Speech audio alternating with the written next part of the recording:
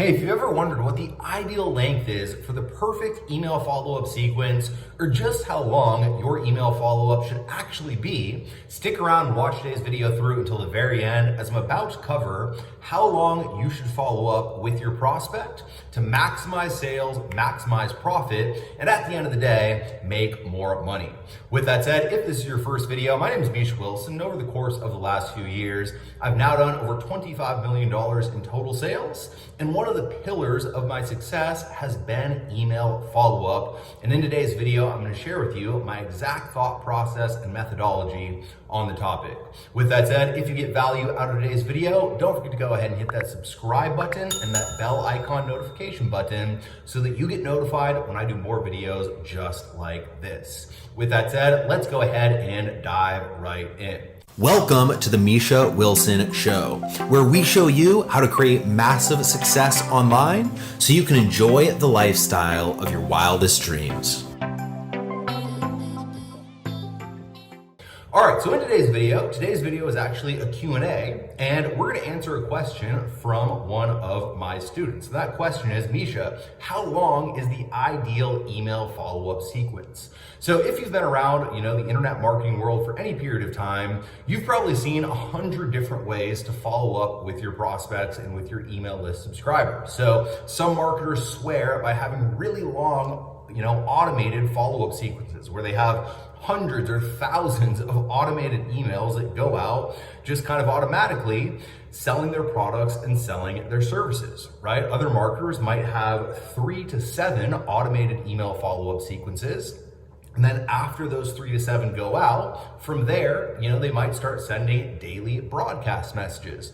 Other marketers, they might have, a 10-part email follow-up sequence, and then from there, send a weekly broadcast message, right? So with all of these different tactics, with all of these different strategies, what is the actual principle behind how you should follow up with your prospect, how often you should follow up with your prospect, and essentially, which strategy will end up making you the most money, all right? And so in order to answer this question, I actually want to quote Dan Kennedy and talk about, one of the age-old principles when it comes to follow-up, and that is this, all right? In all of Dan Kennedy's training, every single one of his courses, probably the greatest direct response marketer of all time, Dan shares one very simple principle, and that is that you should follow up until they either buy or until they die. All right, so while it might seem extreme, you need to follow up literally for the rest of time with your email list subscribers. And the truth of the matter is that just because someone has joined your list, just because someone has come into your world, just because someone showed that initial interest in coming to your world, it might not be the perfect time for them to make the decision to buy. Your product might not be the perfect product for them to purchase first. That first thing that they end up buying might be something else, but after they buy something else, they might end up coming back and purchasing more from you in the future, all right? So the big thing to understand is that once you have an email list subscriber, that is literally the first step. And a big mistake that I see so many of my students make is they look at generating the lead as the actual, important action step versus following up with that lead, which is by far and beyond the much higher leverage activity. The saying is the money's in the list, but the fortune is in the follow-up.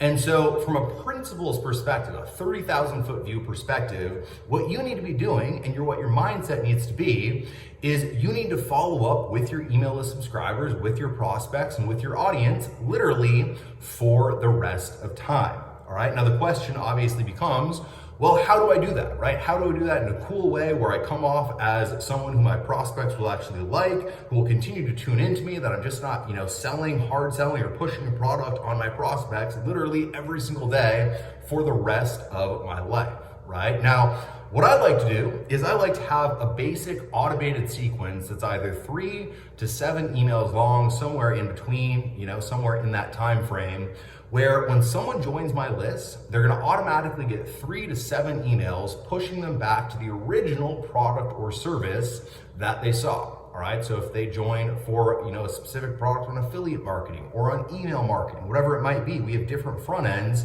They're going to see that same product for the first 3 to 7 messages, and that's an automated sequence. Now from there, what we're going to do is we're going to take that prospect and we're going to automatically, with automation, move them onto what we call a bulk bin list.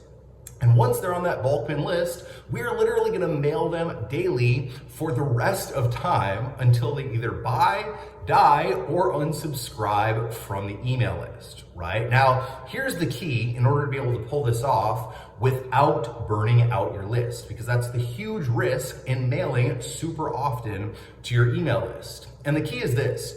What you have to make sure you do is you have to make sure that you always either balance content-based messages, entertainment, value-based messages with sales messages, or you need to make both essentially, the same.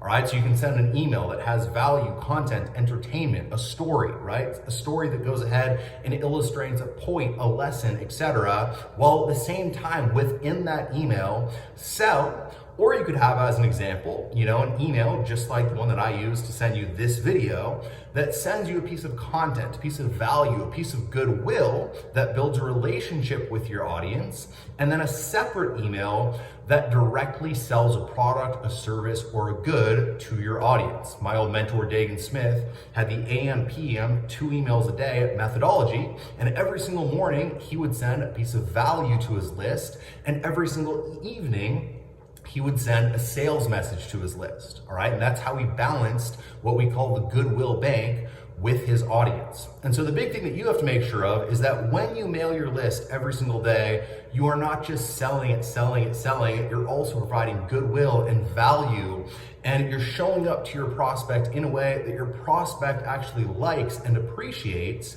And as long as you do that over the course of a period of time, what happens is firstly, you get more and more people to open, more and more people to engage, more and more people to continue to open, and then simultaneously, more people open and also people grow in response, all right? So the relationship that you have with your audience grows while the number of people that are opening grows, and you end up having an asset that is an email list, that is a large email list with a strong relationship with you, that is used to seeing value and sales messages from you, ultimately leading to a hyper-responsive list that actually buys your products and your services. So remember, if you're in the game of email marketing or any marketing for that matter, you have to follow up with your leads and your prospects until they buy or die. Follow up for the rest of time. Make sure to provide goodwill along with your sales message, and ultimately show up as the person who provides value while also asking for the sale, and you will grow a hyper-responsive list that buys your products, buys your services, and ultimately makes you more money. With that said, if you got value out of today's episode, don't forget to go ahead and let me know in the comment section below what your biggest takeaway was. And don't forget to go ahead and hit that subscribe button and that bell icon notification button below.